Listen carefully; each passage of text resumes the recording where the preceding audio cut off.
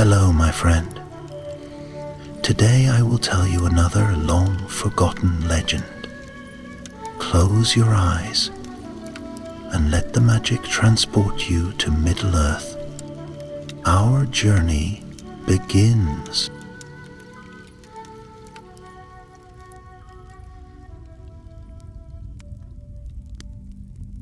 In the twilight years of the Third Age, when the Dark Lord Sauron had fallen and the fires of Mount Doom had cooled to ash, a strange stillness swept over Middle-earth. Yet peace did not come all at once. Like the last gusts of a dying storm, remnants of evil still crawled through the wild, lurking in shadow, seeking vengeance for a master now vanquished. Far to the north, where the silver waters of the Nimrodal sang through golden glades and the Malorn trees of Lothlórien swayed in timeless grace, the elves stood watchful. Though the power of Galadriel held firm within the forest's heart, there were whispers of movements in the dark, whispers that reached the keen ears of the wardens who kept guard upon the borders. Among them was Haldir, March Warden of Lothlórien. He had once fought at Helm's Deep, where the sky had cracked with thunder and the earth shook beneath the feet of 1,000 foes. He had led his kin in battle, and many had fallen beside him.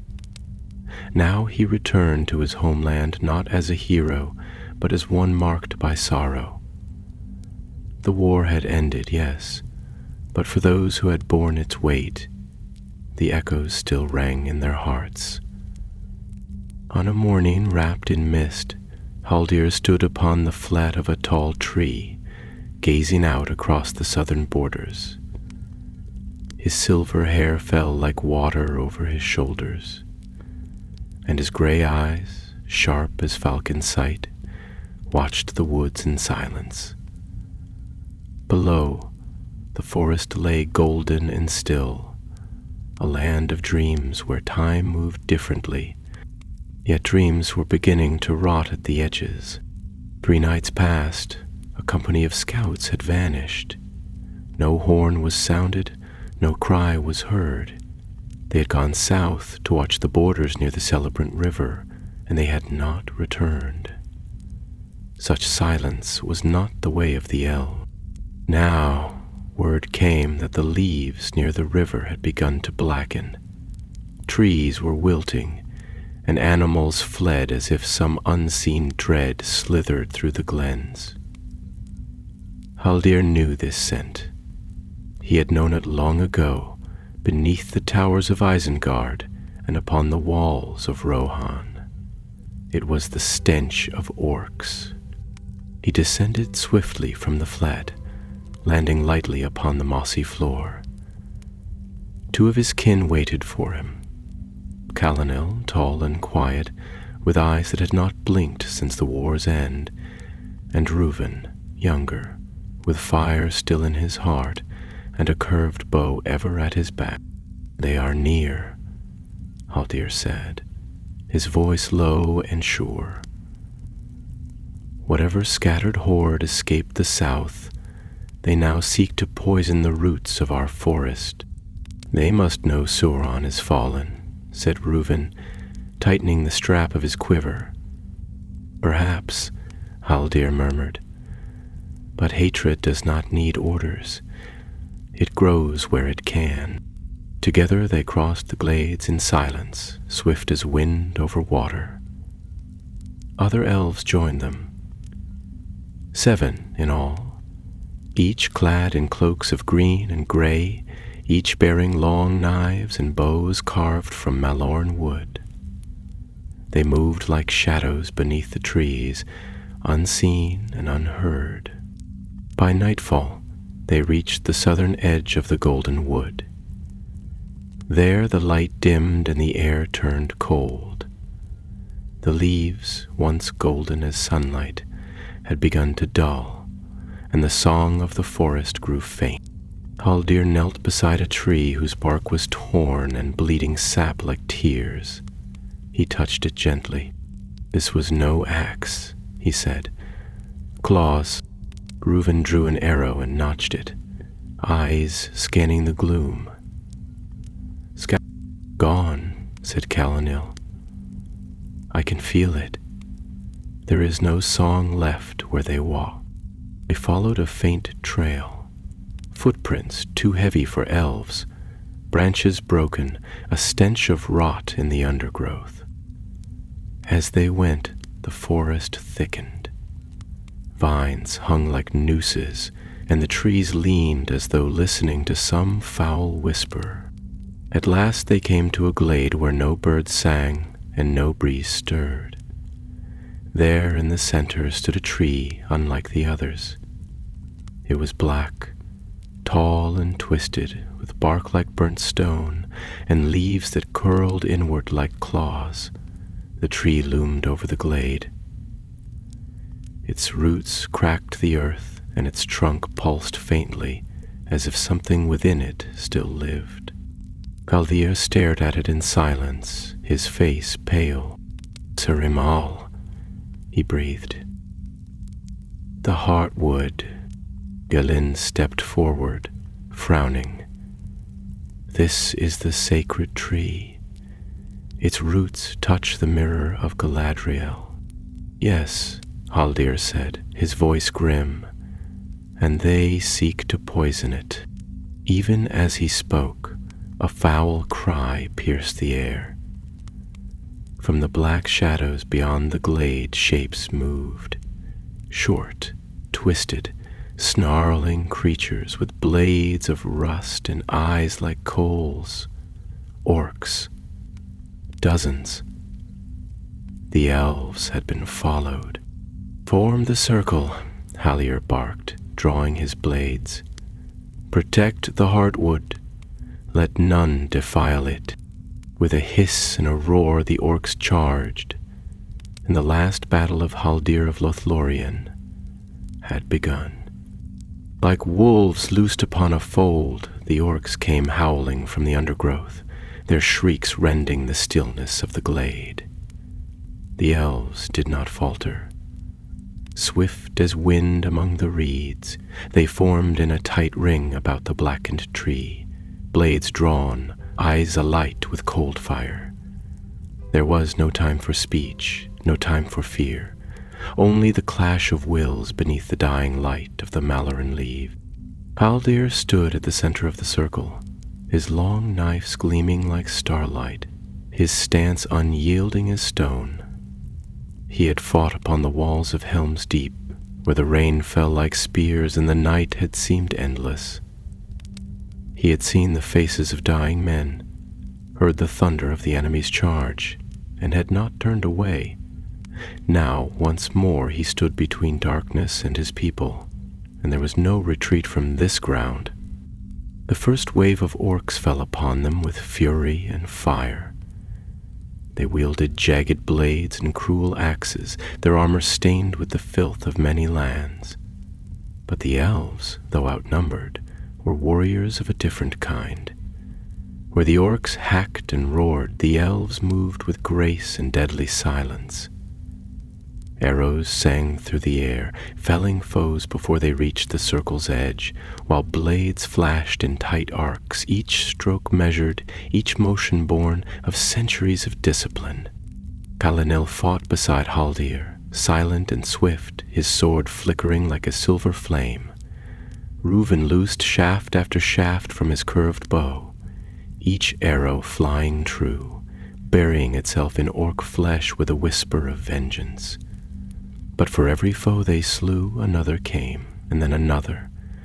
They crawled from the trees like vermin from a corpse, drawn by some unseen will that drove them forward without fear, without thought, without life. And in their midst, half hidden among the twisted trunks, stood a figure unlike the rest. Taller than any orc, clad in broken mail and crowned with iron thorns, the creature watched the battle with cold disdain. Its eyes were like pits of shadow, and in its hand it held a sword of blackened steel that seemed to drink the light around it. Haldir's gaze met that of the Dark Captain, and in that moment he understood. This was no mere remnant of Sauron's host. This was a servant of the Shadow who had fled the ruin of Mordor, carrying with him some sliver of his master's hate. The captain raised his blade and bellowed a command in a foul tongue, and the orcs surged forward with renewed fury.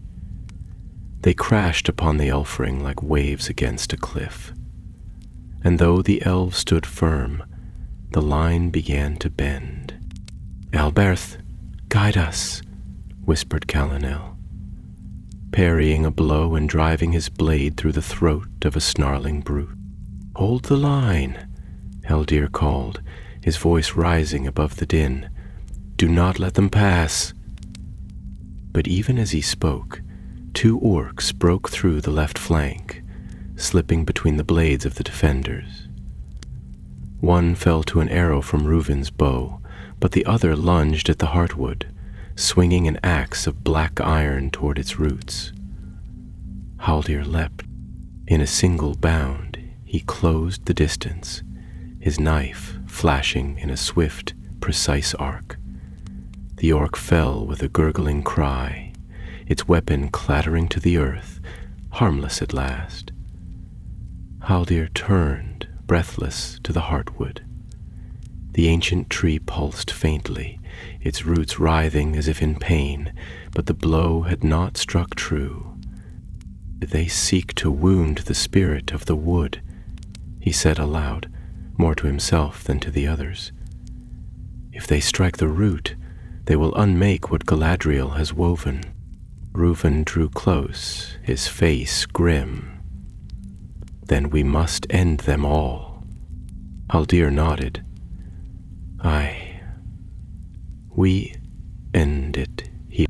He turned his eyes again to the captain in the shadows, whose cold gaze had not wavered. There was malice there, deep, ancient malice, and Haldir felt its weight settle upon him like a shroud. Yet he did not look away. "Calanel," he said, his voice low, "take 4 and draw the orcs westward. Lead them from the heartwood if you can. Reuven with me. We go for the captain." The others obeyed without question, for they knew Haldir's will was born not of pride, but of love for the forest and the light that still lingered in its leaves. Calanel and his chosen moved swiftly, cutting through the press of enemies and drawing a dozen after them with feints and shouts. The orcs gave chase, mindless and eager, leaving a hole in their line. Through that breach, Haldir and Reuven ran. They darted between the trees, blades flashing, leaping roots and ducking low-hanging limbs. The air was thick with the stench of blood and iron, and the screams of battle rang behind them like a dark choir. The captain saw them coming and stepped forward, sword raised, mouth curled in cruel mockery. "So you come to die, elf," he hissed, his voice like gravel and ice. Teller answered, and without another word, he struck. Their blades met with a crash that shook the glade, the force of the blow sending echoes through the trees. The dark captain was strong, his every swing heavy and cruel, but Haldir was swift and sure. He fought not with brute force, but with purpose and precision, each motion born of long years of training beneath the Malorn trees. Reuven circled behind, firing at the orcs who still lingered near, keeping them at bay. He dared not intervene in the duel, for he knew this was a battle between champions, and in such struggles, interference could spell doom for both. Steel rang upon steel, sparks flew, and the ground was churned with their steps. The dark captain laughed, a sound hollow and bitter, and pressed Haldir hard. but the elf did not yield. He met blow with blow, driving the creature back, step by step, until they stood near the roots of the heartwood once more. And then, as if stirred by the nearness of the enemy, the trees shuddered. Its leaves whispered in voices long forgotten, and its bark flared faintly with golden light.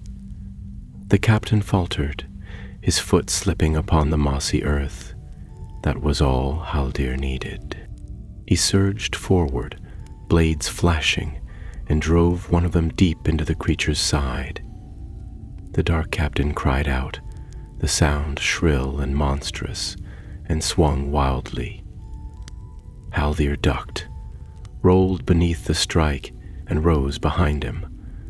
Driving his second knife up beneath the helm, the creature stiffened, then fell with a groan, black blood spilling upon the roots of the heartwood. For a moment, silence fell. Then a great wind swept through the glade, and the orcs, seeing their captain slain, faltered. Some fled into the trees, others threw down their weapons and shrieked in despair.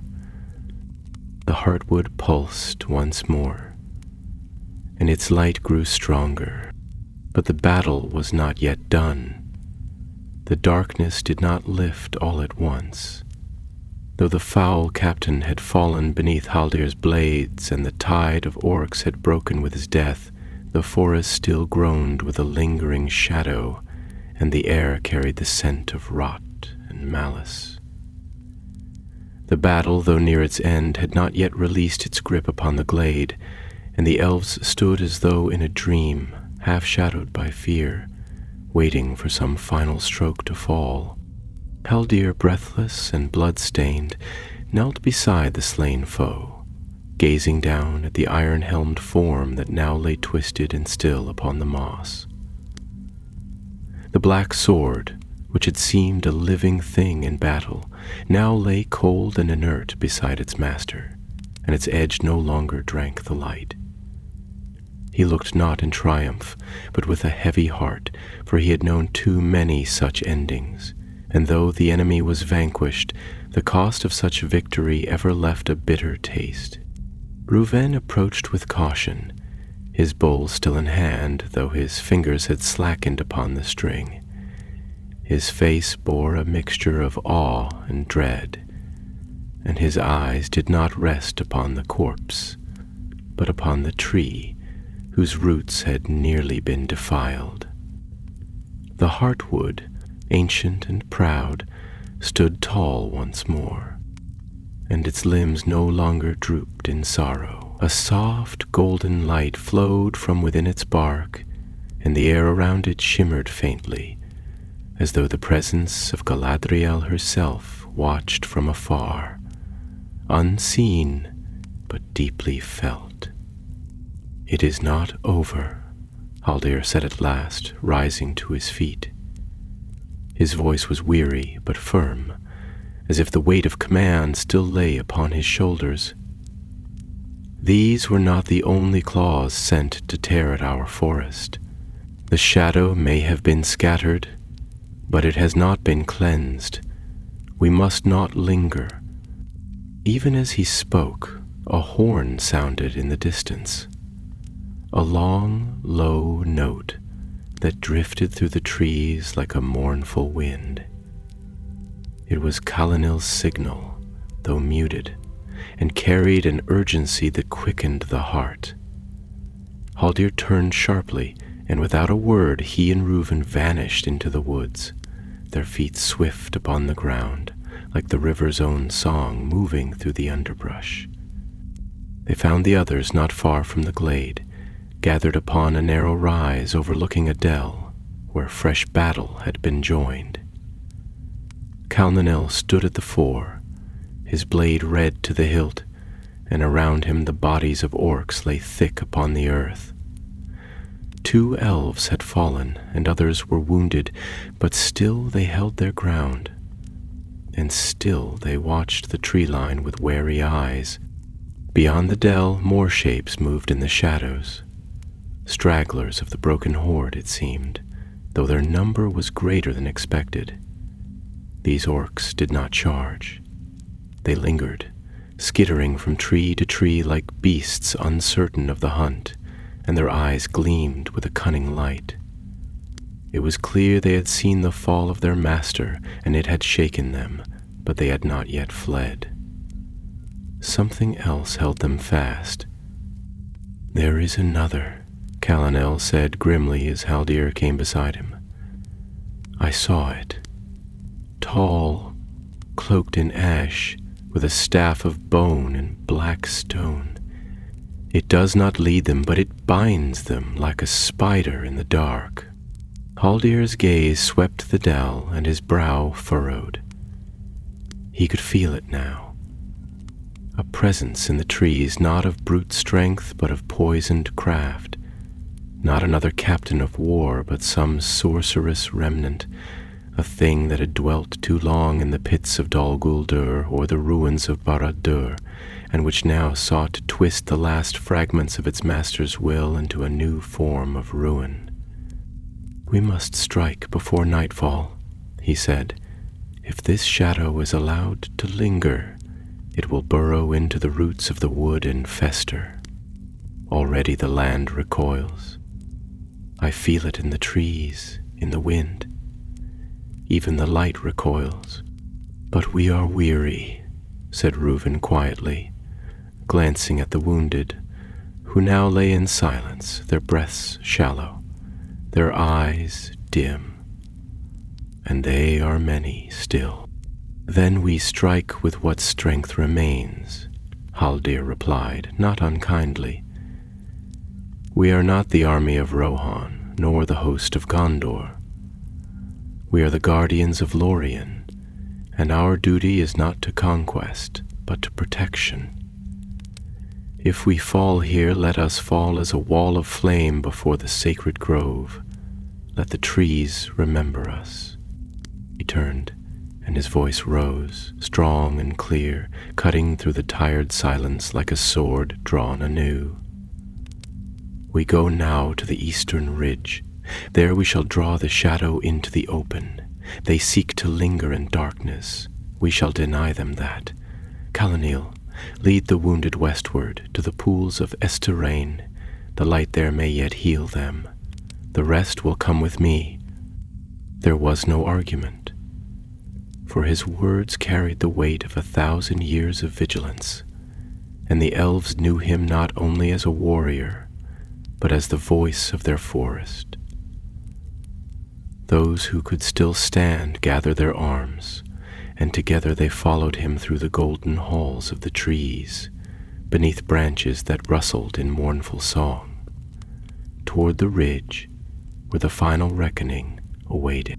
The sun, now low in the sky, cast long shadows across the land, and the light upon the leaves turned from gold to red, as though the forest itself wept blood for what was to come.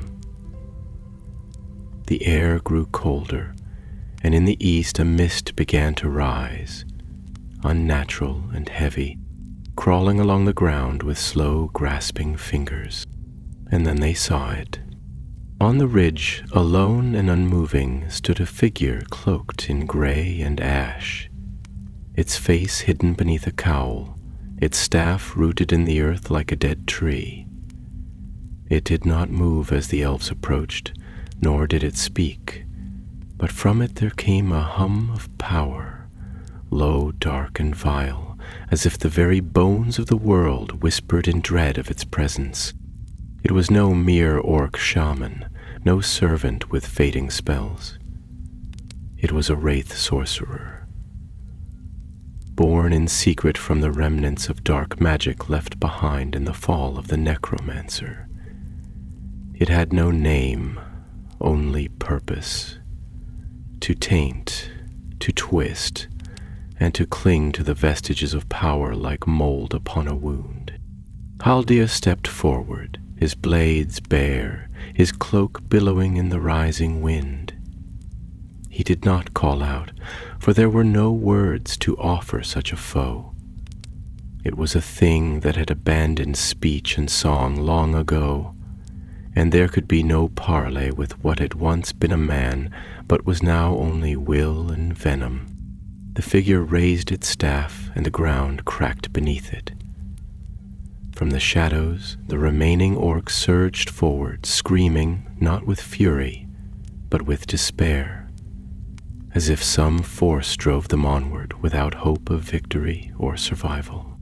Haldir lifted his blades, and his voice rang out across the ridge like the call of a great horn.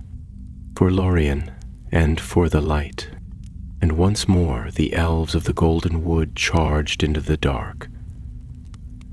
The charge of the elves upon the ridge was not like the wild gallop of horsemen, nor the savage onslaught of men driven by fury, but rather like the sudden sweep of a winter gale through the high passes of the misty mountains.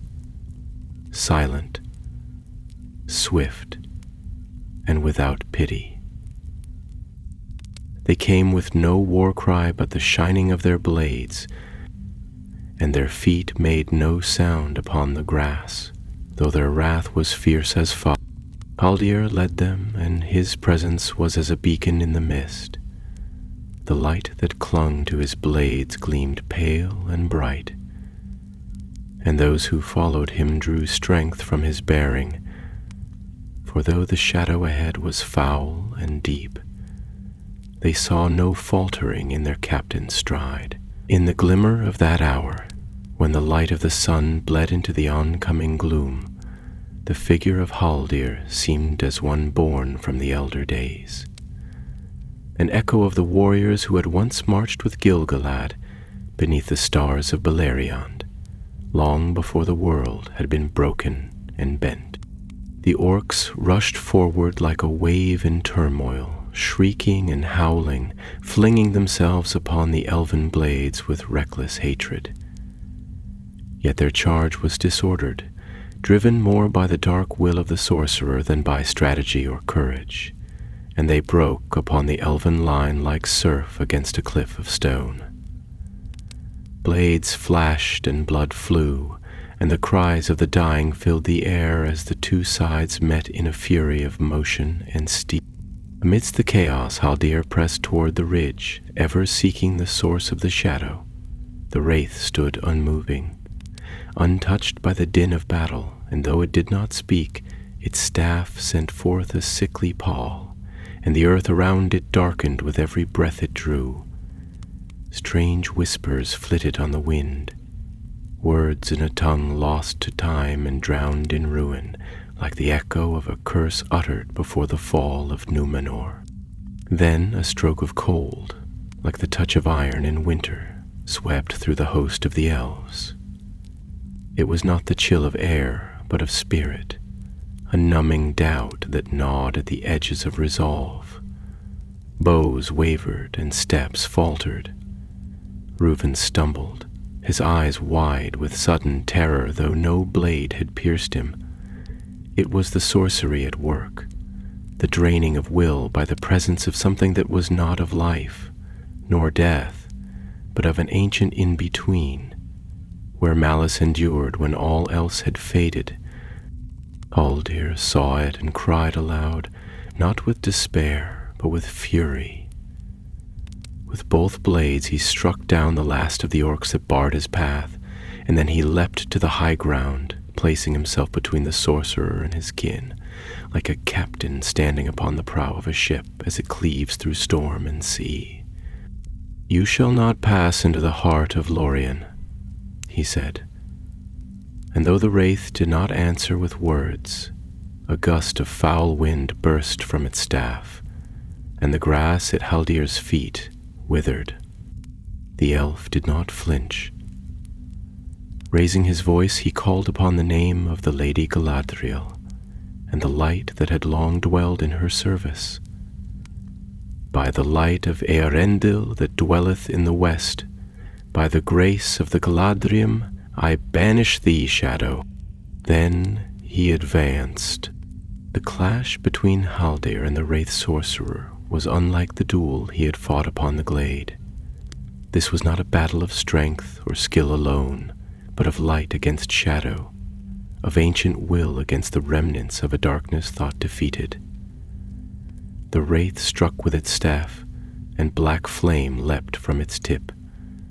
But Haldir twisted aside, and his blades leapt, one of silver and one of dusk, forged long ago by the smiths of Caras Galadon, shone as stars defying nightfall. With each blow he dealt, the shadows recoiled, but the wraith would not yield.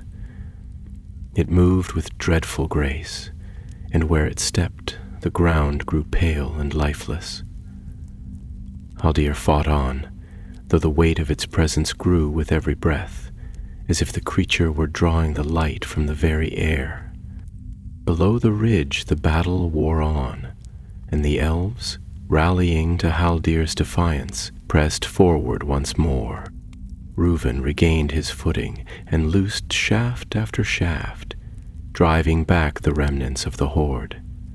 Calanil returned, bloodied but unbowed, and with him came the last of the border guard, those who had turned back from Lothlórien, refusing to abandon their captain in his final stand.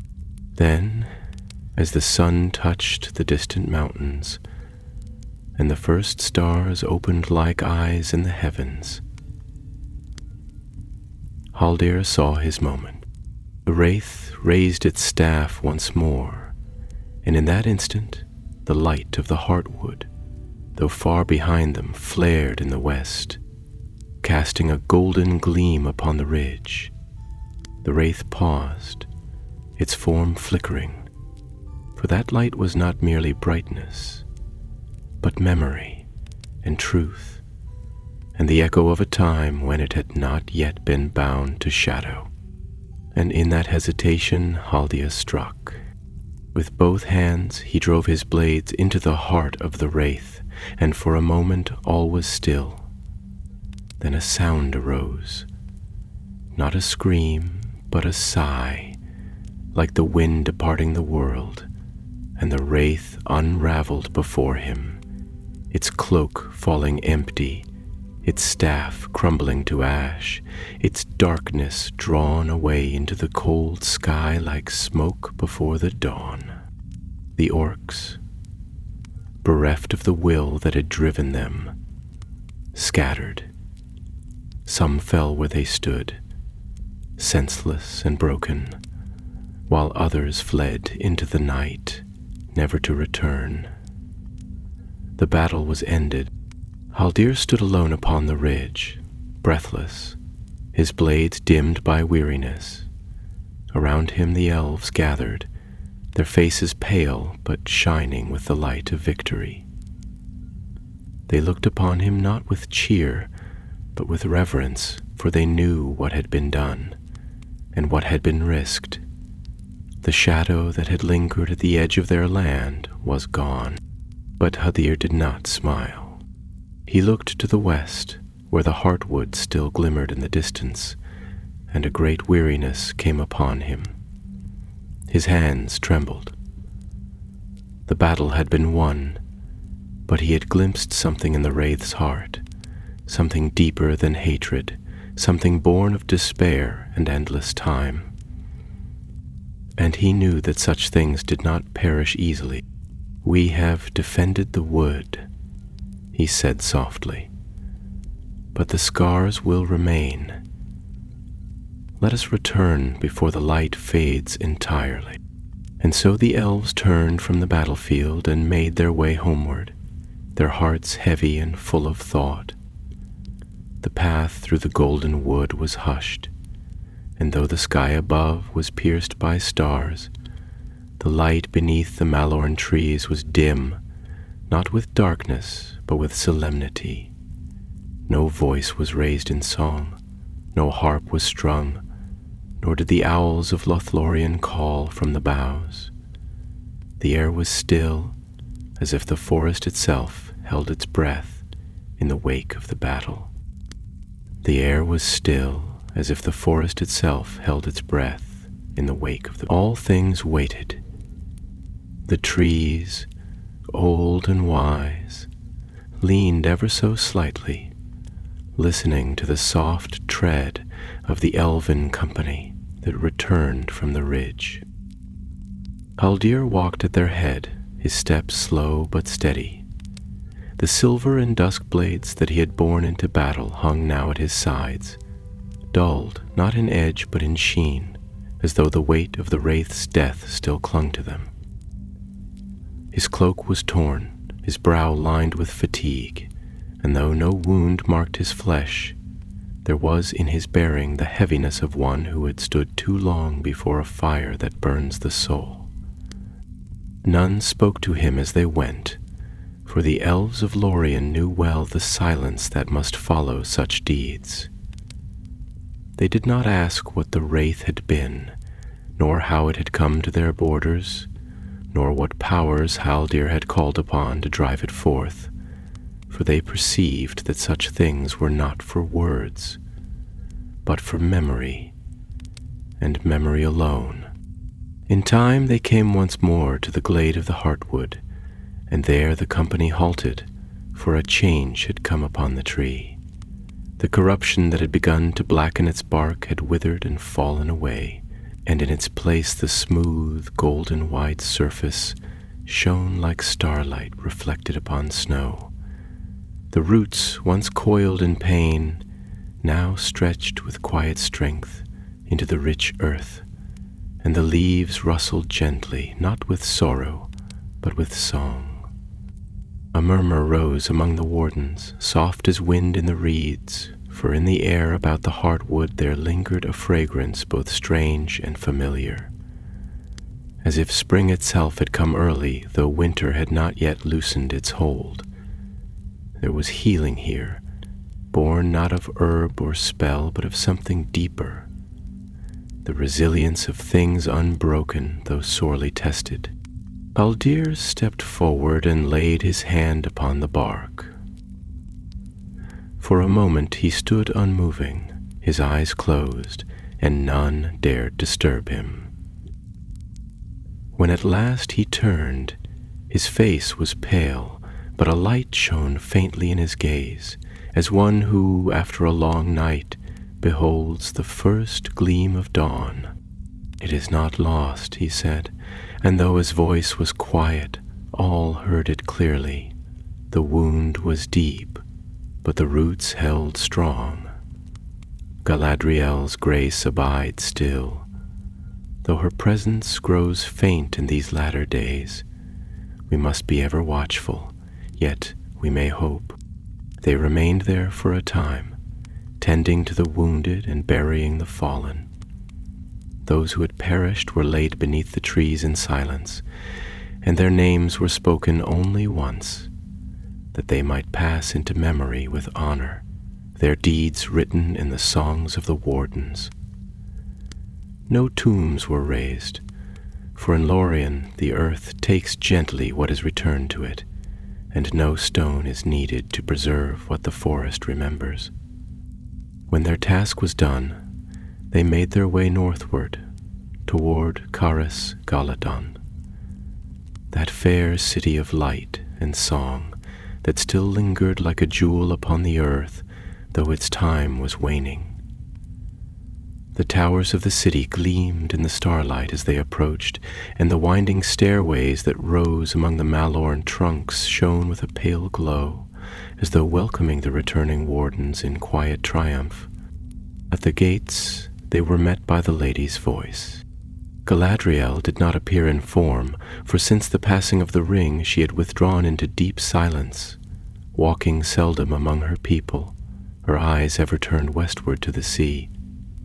Yet her thought could still reach those she had blessed, and as Haldir crossed beneath the trees of Caras Galadon, her voice came to him as a breeze among leaves. "Long have you watched these woods, son of the Golden Wood," she said, and her voice was like silver rain falling upon still waters. "Long have you stood between light and shadow.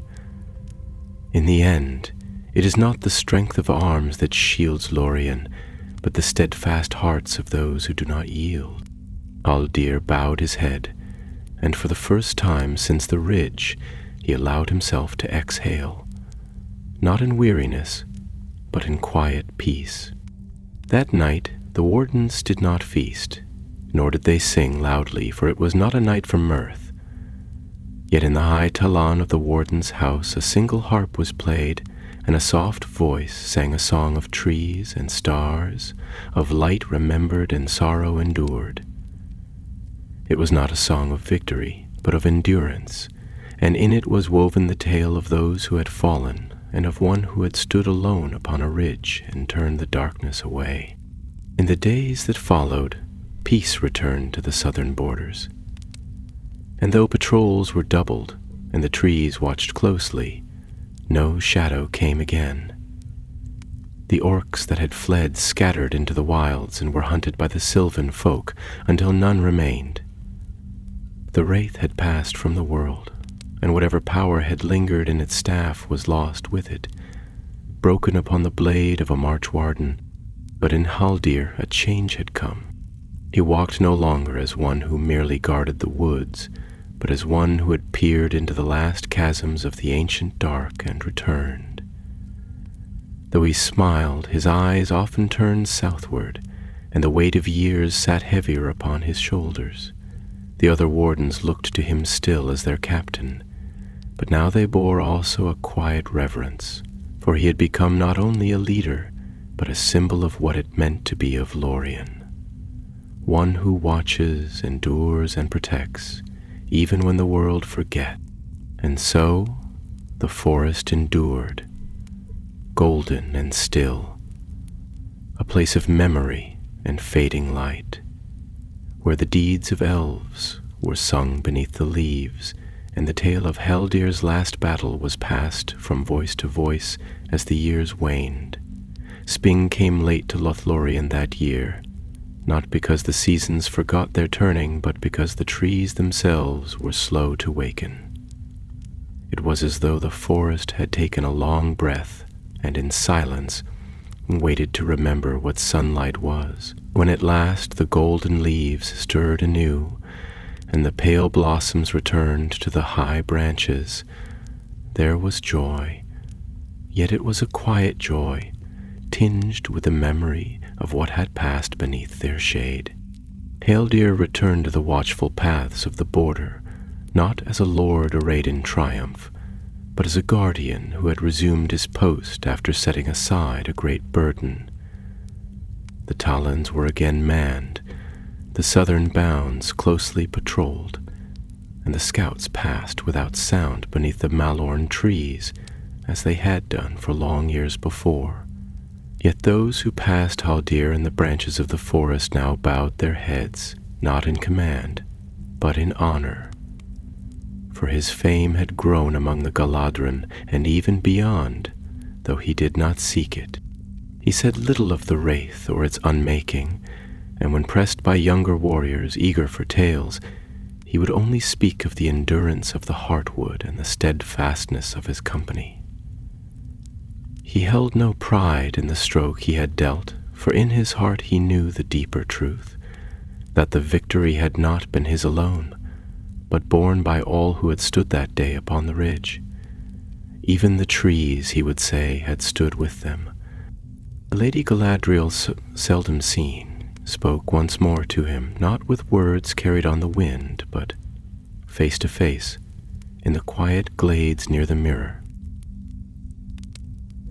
She stood tall and grave, clothed in white that shimmered like starlight on water, and her eyes, filled with ages of memory, looked upon him with a mingled sorrow and pride.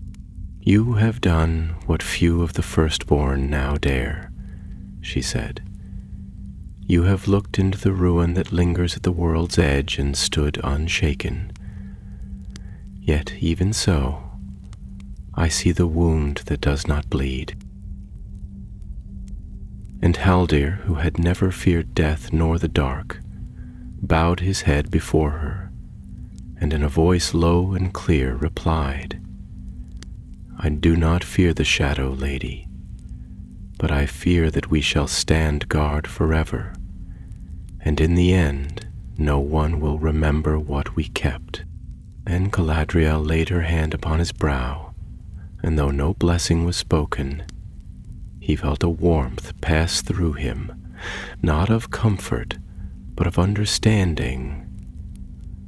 For in her eyes he saw the same burden, borne far longer with far greater weight, and he knew then that even the wise grow weary. "You shall be remembered," she said, "though memory may grow dim with time. But Lórien shall remember, and the stars remember, and that is enough." In the days that followed, word came from across the rivers, from the lands of men. Messengers from Gondor passed through the woods, bearing tidings of the king returned, and the white tree blooming once more upon the slopes of Minas Tirith. They spoke of rebuilding and healing, of peace flowering in the south and the kingdoms of men taking shape again in honor and might. Yet Haldir, when he heard these tidings, only smiled faintly and turned his gaze once more to the tree. For the world of men was rising, as it must, but the time of the elves was fading, as foretold long ago. And though joy was not yet wholly departed, it no longer sang in the branches as it had in the elder days. The songs of Lórien were now of memory, not of hope. Many among the Galadrim begin to speak of the sea. Whispers passed beneath the Malorns like wind through long grass, that the lady would soon depart, and with her would go the power that kept the forest golden. Some said that the light of Lórien, like the silver voice of Nimrodel, would fade into legend, and the wood become no more than a shadow of what it had once been.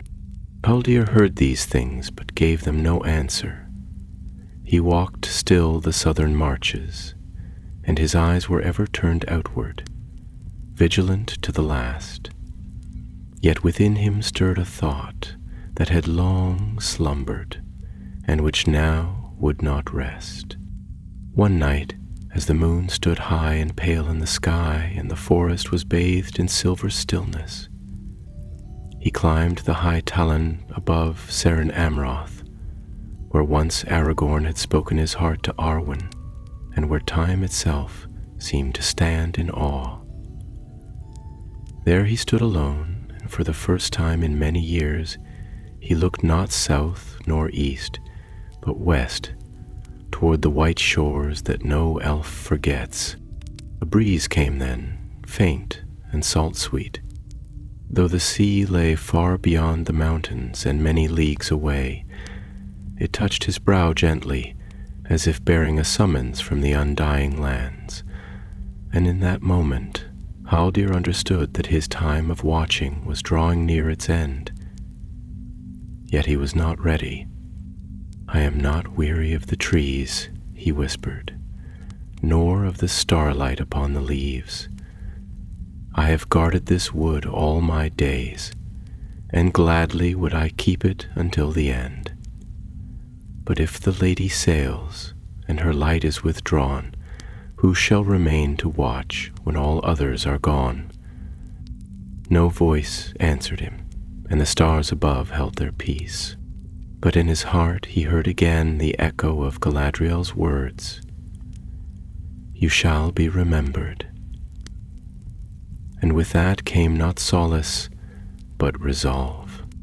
For though others might go, and though the golden light might fade from the leaves, while he yet drew breath, the forest would not be without its warden. So Haldir descended once more into the quiet of Lothlórien, and he placed his hand upon the trunks of the trees as he passed, as if to remember them, or to let them remember him. His fate he did not speak, nor his heart's burden, but he walked with a quiet purpose, and the light in his eyes, though dimmed, had not gone out. And deep in the wood the Malorn stirred, for they knew him still.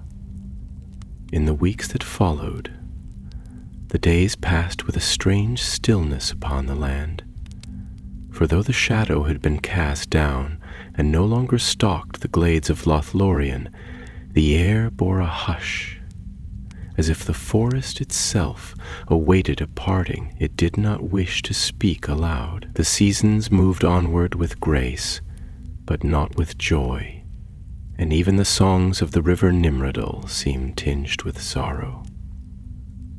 Though they still danced over stone and root with their fair silver voices, the Lady Galadriel came no more to the high talons, nor did her light pass often beneath the leaves.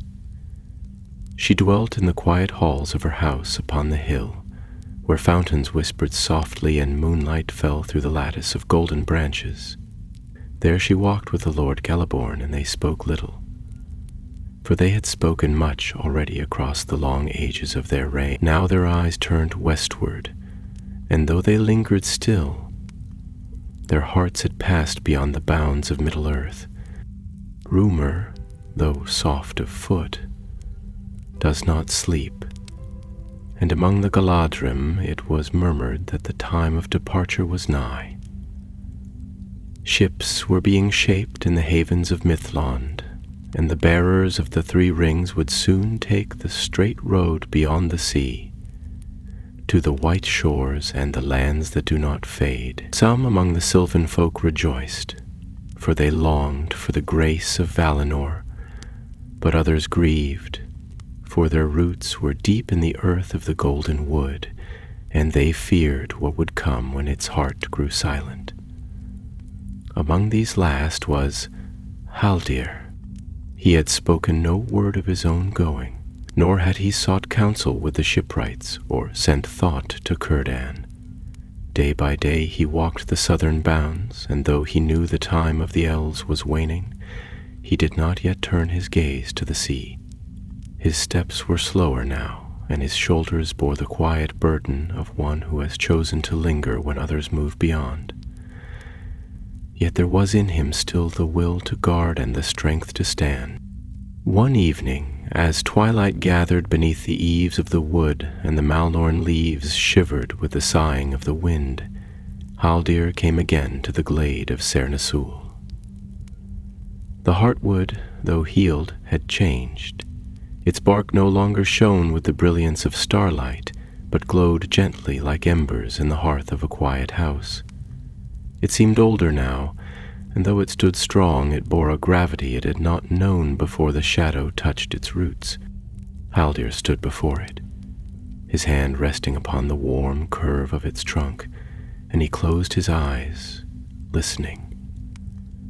The tree did not speak as mortals understand it, but it breathed with memory, and in its presence he saw again the ridge, the charge, the dark figure crowned in ash, and the fire that had not been quenched, though the wraith had fallen.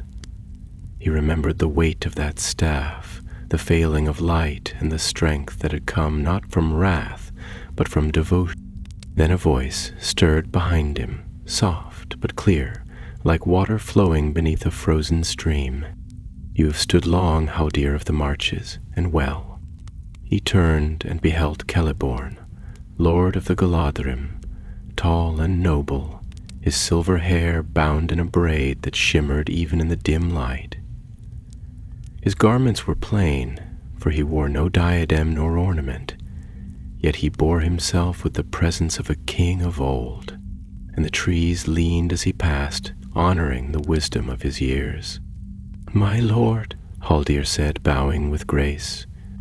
Celeborn stepped to his side, and for a time they stood in silence, as those who need not speak to understand one another. Then the Lord of Lothlórien turned his gaze to the heartwood, and he laid his hand upon its bark with reverence.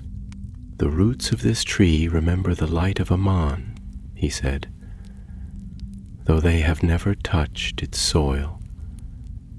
There is something of the two trees in it, faint and distant, like the scent of a summer lost in the passing of years. Galadriel bound her strength to it long ago, in the time of her sorrow, and it has endured because of her. And when she goes, Haldir asked, not unkindly, but with the weight of one who must know. Celeborn's eyes grew distant, and his voice fell, as if he spoke not to Haldir alone, but to the forest itself. The light shall fade, but the memory shall remain. The trees will not sing as they once did, nor shall the seasons pass unchanged, but Lothlórien will endure, if there are those who remember what it was, and who live not for power, but for its peace. Haldir said nothing, for he heard in those words a truth he had long felt but not spoken. The world was changing. The age of elves was passing. Yet even in fading there was purpose, and even in loss, something could be preserved. Then Celeborn turned to him fully and laid a hand upon his shoulder. "I go not yet," he said. "Though Galadriel shall pass to the west, I shall remain for a time, until the last ship sails. There is work yet to be done in Middle-earth, and memory must be tended like fire. You, of all the Galadrim, understand this." Haldir bowed his head. "I will remain," he said, "until the leaves fall for the last time and the stars fade from the sky. I will guard what is left." Celeborn looked upon him with a gaze both sorrowful and proud. "Then you shall be the last warden of Lothlórien." So it was that the choice was made, and though no proclamation was spoken, all the elves of the Golden Wood knew in their hearts that Haldir had bound himself to the forest in its twilight, not out of duty alone, but out of love, not for glory nor for honor, but for the quiet sanctity of the leaves and the light. And far beyond the forest, upon the shores of the western sea, a white gull cried, and the sound passed over land and hill, reaching the hearts of those who yet lingered, a call to the west that would not be silenced. But Haldir turned not his ear, for the song of Lothlórien still called to him, and the stars above the eaves had not yet gone out. Ever came the final spring that the Lady Galadriel would walk beneath the trees of her realm. The moon waxed high over the forest, and its light, mingled with the first blush of golden leaves returning to the Malorns, bathed Lothlórien in a quiet splendor unlike any scene since the elder days. The song of the Nimrodel grew swifter, clearer, and the white blossoms of the Nifredel bloomed in unlooked-for places, though few dared to gather them. For it was said among the folk that this bloom was a parting gift, and that to pick it was to hasten its fading. Galadriel walked slowly now, not from weariness of body, for her strength had not waned, but as one who takes her final steps through a beloved house, casting her eyes once more upon every shadowed corner, every golden sill, not to remember, but to bless. With Celeborn she moved beneath the trees, and though she said little, her presence brought peace to all who beheld her. It was known by then among the Galadrim that the lady would not stay beyond the summer, and though no herald had proclaimed it, all hearts in Lothlórien beat to the slow music of farewell.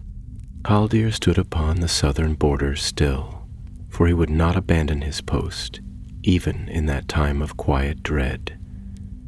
Many of the younger elves, stirred by dreams of the west or the weariness that followed the waning of their realm, began to depart. Some passed into the deeper woods of the east, seeking the company of the scattered sylvan folk who still wandered near Amon Lanc and the eaves of Mirkwood, while others, though fewer, made their way westward, to wait upon the shores of Lindon for the white ships, but Haldir did not go with them, and when asked, he would only say that the forest had not yet given him leave. He watched as the numbers of the wardens dwindled, and the southern talons were left unmanned, save for a few faithful who, like him, had pledged to guard what remained. He walked alone more often now, passing through the trees like a ghost of his former host. And sometimes he would pause beside a flet long abandoned, laying his hand upon the carved rail or the worn ropes as if to thank them for their long service. One morning, when the dew still clung to the leaves and the first shafts of sunlight pierced the golden canopy, Haldir was summoned to Corus Galadon.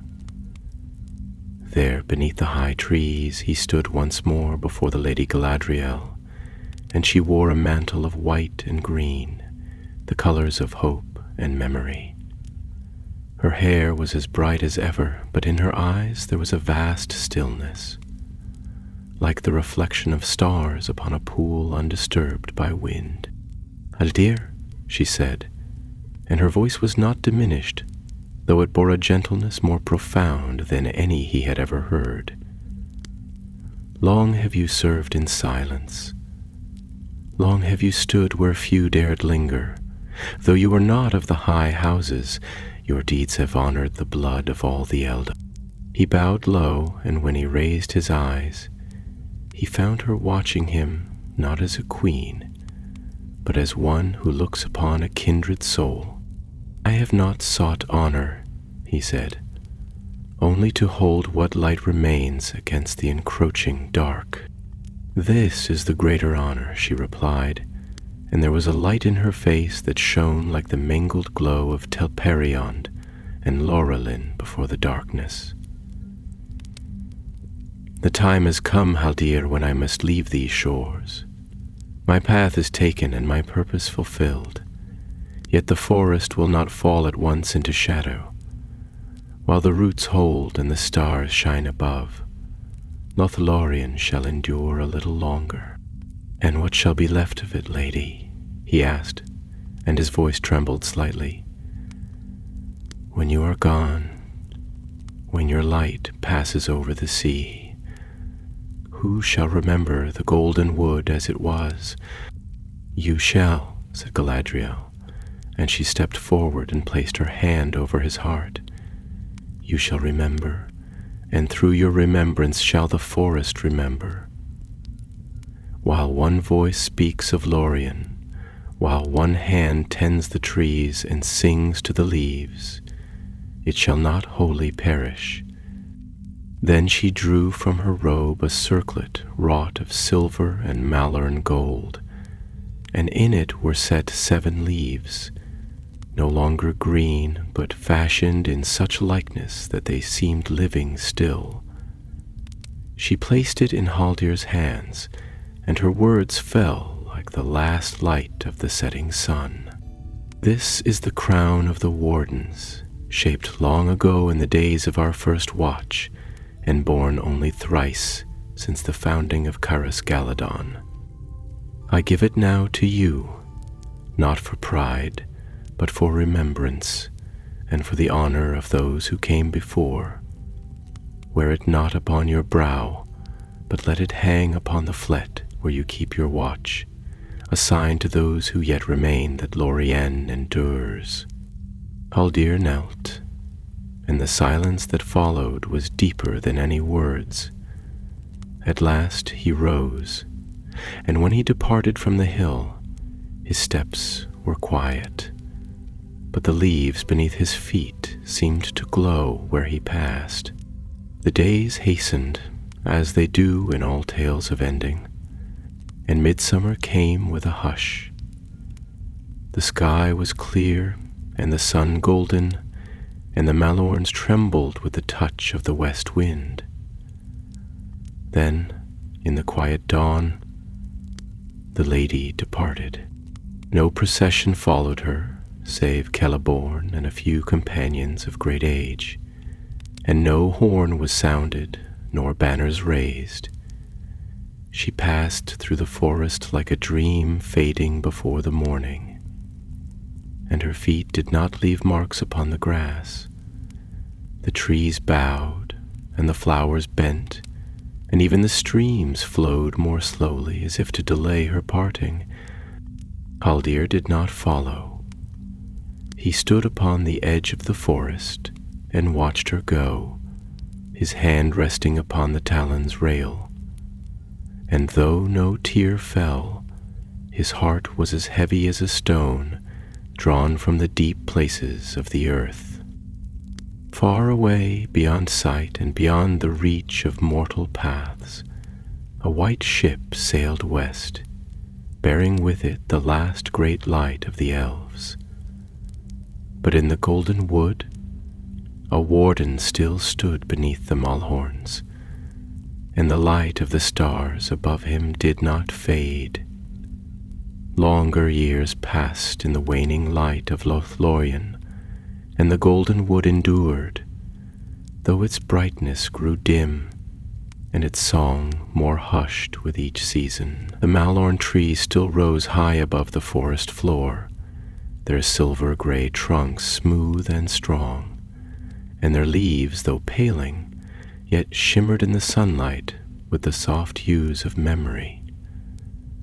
But though the wood remained fair to the eye, a silence deepened within it, not of fear nor sorrow, but of farewell. The lady had gone, and with her the power that had held the darkness at bay was drawn westward, over sea and beyond the circles of the world. Yet no shadow fell at once, for the light of Lórien, though diminished, did not vanish like the snuffing of a flame. It faded gently, like a song that lingers in the mind after the harp has fallen still. The beauty of the forest remained, but it was now the beauty of things that pass, like the last blush of autumn upon the hills before the snows come. Haldir remained. Of all the wardens who had once guarded the glades and talons, few now kept watch. Many had departed, some to the havens in the west, others to the wild places of the world, where the elves still walked unseen. Some had passed beyond sight altogether, their fate known only to the stars. Yet Haldir lingered, steadfast as the roots of the trees he had vowed to protect. The talon, where he had first been posted, now stood empty, overgrown with ivy and moss, and his own flet he kept alone, the silver crown of the wardens hanging from a branch beside it, touched only by moonlight and wind. He spoke little in those days, and when he did it was in the tongue of the forest, a language older than Quenya or Sindarin, a tongue of bird song, of leaf fall and running water. The trees knew him, and the wind whispered his name as it passed over the Nimrodel and into the open plains beyond. He did not grow weary, nor did his limbs fail him, for though he aged, he did so as the elves do, slowly, as if the world itself had forgotten to count the passing of his years. Sometimes he would walk to the borders of the forest, to the southern marches, where once he had fought the wraith and the remnant of the enemy's host, and there he would stand in silence, gazing southward, though nothing stirred upon the plains save wind and grass. There were no more enemies to face, no blades drawn in defiance, no horns to call him to arms. The world beyond had moved on, and the deeds of the past had passed into tale and song, carried by mortals who remembered only fragments of what had been. Yet Haldir remembered all. He remembered the cry of the dark captain upon the ridge, the light of the hardwood as it flared with power unbroken, the face of Calanel as he fell upon the glade, his blade still raised in defense. He remembered Galadriel's voice upon the wind, the shimmer of her mantle as she passed into the west, and the touch of her hand upon his heart. These memories did not fade, but lived within him, as enduring as the stars that still shone above the forest canopy. In the twilight of that age, when even the moonlight seemed changed, there came a time when no voice was heard in Lothlórien but his. The other elves had gone, and though the forest still stood, it did so in silence. No harps played in Caras Galadon, no laughter rang beneath the trees, and the stairways of the high talons were empty, save for the wind that moved like a sigh through branches long undisturbed. Even Celeborn, who had lingered for a time after the lady's departure, had at last taken his leave and passed into the west. Haldir did not follow. He stood alone beneath the trees he had loved, and in his solitude there was neither bitterness nor regret, but only a quiet peace, born of the knowledge that his task was not yet ended. The stars still shone, and the forest had not yet forgotten. As long as he walked beneath the Maliorns, the light of Lórien endured, though no song marked its passing. It was on a night of clear sky, when the constellations wheeled above like silver ships upon a darkened sea, that he heard the whisper once more. Not the voice of Galadriel, nor the memory of the past, but something older still. The deep music of the forest itself, rising faintly from root and leaf. A sound like the first breath of the world when the trees awoke beneath the stars. It called to him, not in words, but in feeling, and he followed it without fear. He walked through the woods in silence, his cloak trailing behind him like mist, his footsteps light as the fall of snow upon water. The heartwood stood waiting, unchanged, its bark glowing faintly with the warmth of ages past. The glade around it was bathed in silver light, and not even the wind stirred, as if all the world were waiting for him to speak. But Haldir said nothing. Instead, he laid his hand once more upon the tree, as he had done so many years before, and closed his eyes. And in that moment, he felt the forest gather around him, not in sound or motion, but in presence, in stillness. The Maelorns leaned as if in reverence, the river hushed its voice, and the stars above burned brighter, as if bowing to the last of the wardens. And then, in the deepest part of his heart, he knew it was time, not to flee nor to abandon, but to pass. Not to take ship into the west, but to become one with the forest, to sink into its memory and be bound to its roots, like the golden leaves that fall and do not rise again. His task was fulfilled, his watch complete, and the forest had called him home. He knelt beneath the heartwood, and as the night deepened, he bowed his head and rested. No wind stirred, no bird sang. The glade was silent, but not sorrowful, and the stars bore witness. And though no grave was raised, nor stone inscribed with his name, the forest remembered. So passed Haldir of Lothlórien, last of the March Wardens.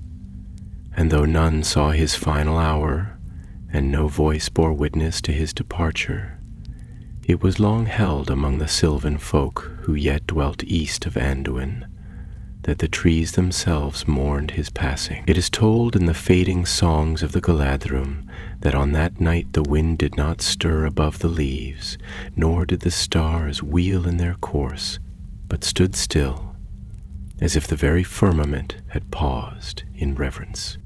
When at last the morning came, soft and pale over the forest canopy, the glade of the heartwood stood unchanged, and no mark upon the earth betrayed what had come to pass beneath the silver moon.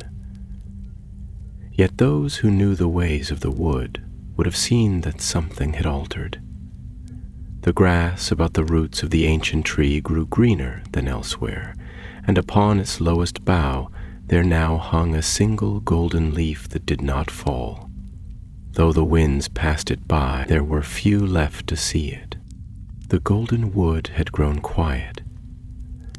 Where once many voices sang in harmony, now only the rustle of leaves remained, and the light that fell through the boughs was softer than in days of old, as though it came not from the sun alone, but from memory. The talons, long since empty, had been taken by ivy and moss, and the rope bridges had grown slack and frayed with time. By Shikalaran, the fair city of the trees stood still in grace, but its halls echoed no longer with the laughter of the elves, and the fountains played to no listening ear. Yet, though the elves had departed, and though the lady and the lord had sailed, there remained something in Lothlórien that could not be taken. It was not seen by mortal eyes, nor heard by those who passed swiftly through the glades, but it dwelled in the roots of the trees, in the water of the Nimrodel, not in body, for that was now one with the earth, but in spirit and memory. He who had walked the borders for uncounted years, who had stood alone against the darkness, whose blades had struck down the last shadow upon the ridge, now dwelled in the very breath of the forest.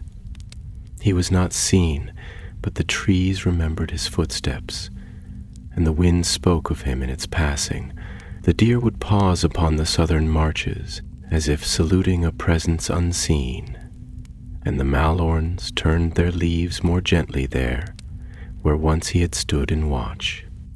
Many years later, when men came into the land, seeking to settle or to hunt, they told strange tales of the wood.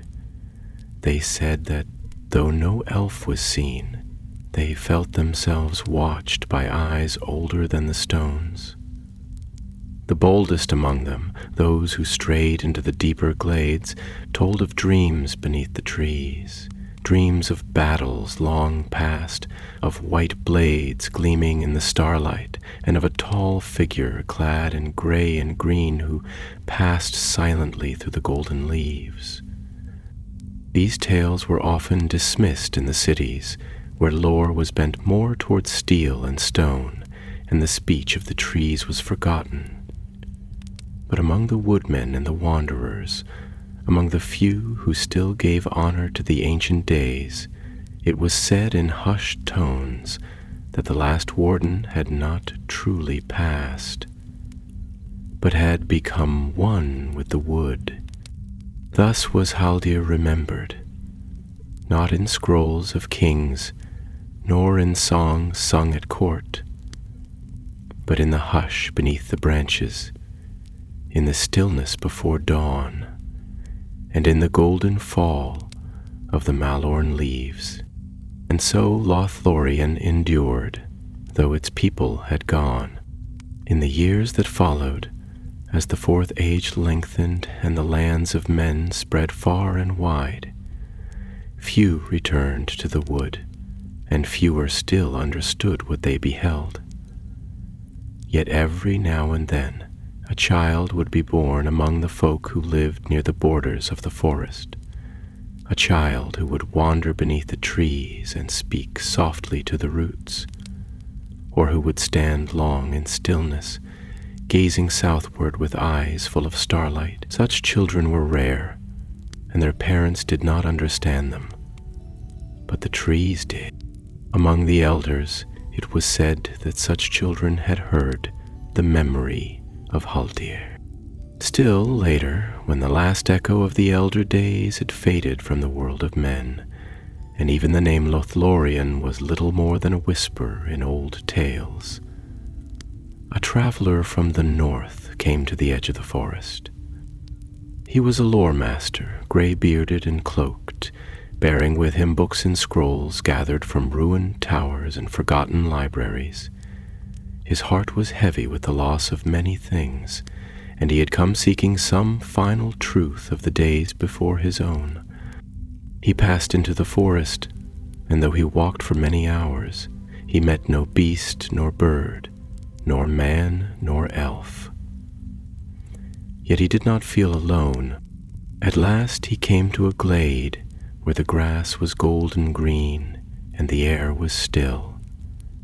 In its center stood a tall tree of vast girth and ancient beauty, its bark smooth and silver, its leaves like golden stars. Upon its lowest bough a single leaf remained, though all around it the others had fallen. The lore master stood long beneath that tree, and when at last he turned to leave, he did not speak, nor write of what he had seen. But in his heart he carried a peace he had never known, and a name rose unbidden to his lips: Haldir. In the west, the sun set, and the stars opened above the sleeping forest, and the wind moved softly through the maelorns, and the wood remembered. Now the tale draws to its ending, though endings such as this are not like the closing of a door or the last stroke of a harp, but rather the soft fading of twilight into night, and the hush that follows the passing of great things. The world moved onward, as it must, for time does not tarry even for the fairest of lands, nor does it mourn for what it cannot hold. Yet in some few corners, where memory clings like dew upon the grass, the past endures, not in banners or thrones, but in silence, and in things that grow. So it was with Lothlórien, the golden wood, the fairest of all the realms of elvendom remaining in Middle-earth. Though its people had passed over sea or into shadowed glens beyond the knowledge of men, and though the high Talans stood empty beneath the wheeling stars, still the forest lived. The Maelorn trees held their branches high, and their roots ran deep, and in the hush beneath their boughs the breath of the elder days lingered. It is told among the wise that no evil ever took root there, not even in the long years that followed, for the forest had been hallowed by the love and vigilance of many hands, and by one heart above all others, the heart of Haldir, who had given all without seeking aught in return, though no monument was raised, nor cairn of stone. Yet in the glade of Sarasol the air remained ever clear, and the grass ever green, and the heartwood stood brighter than any tree that grew in those latter days. Some few, wandering from the south or venturing out of the woods of Erin Lascallan, came upon it in their travels, and though they spoke little of what they had seen, their eyes shone with quiet wonder, and they returned changed. And though the years piled one upon another like fallen leaves, and the names of old grew faint in the tongues of men, yet the name of Haldir was not wholly forgotten. In the east it was sung in half-remembered lays. In the west it was recorded in the scrolls of Minas Tirith and preserved by the lore masters who cherished the histories of the elder kindred. But most of all, it lived in the forest itself, in the hush of the golden boughs, in the light that filtered down like memory made visible, in the faint sound of a step where none walked and the fleeting gleam of gray and silver among the trunks. Haldir was present. Not as a ghost, nor as a spirit bound to the world by grief or desire, but as a memory that had been welcomed and preserved, like a song that the trees themselves had learned to sing. It is said that one day, when the world is changed and the sea has claimed all that was, and even the memory of the Eldar lies hidden in the deep places of the earth. A traveler shall come who does not know what he seeks. He shall walk beneath those ancient trees where no axe has ever fallen, and he shall pause by the heartwood. There in the silence he shall hear not words, but a feeling like the warmth of a fire long past, or the sound of a name nearly remembered. And though he will not understand, he shall bow his head and turn away with reverence. Thus it shall be until the world is unmade, that the golden wood shall remember its last warden, and that in the place where he gave his final watch, no darkness shall dwell. For the elves may depart, and their cities crumble, and their songs be sung no more beneath the sun. But the light they bore into the world cannot be wholly quenched. And so ends the tale of Haldir of Lothlórien, March Warden of the Golden Wood, faithful beyond the ending of days, whose last battle was not fought for glory, nor for the favor of kings, but for the memory of beauty and the love of a land that he would not forsake.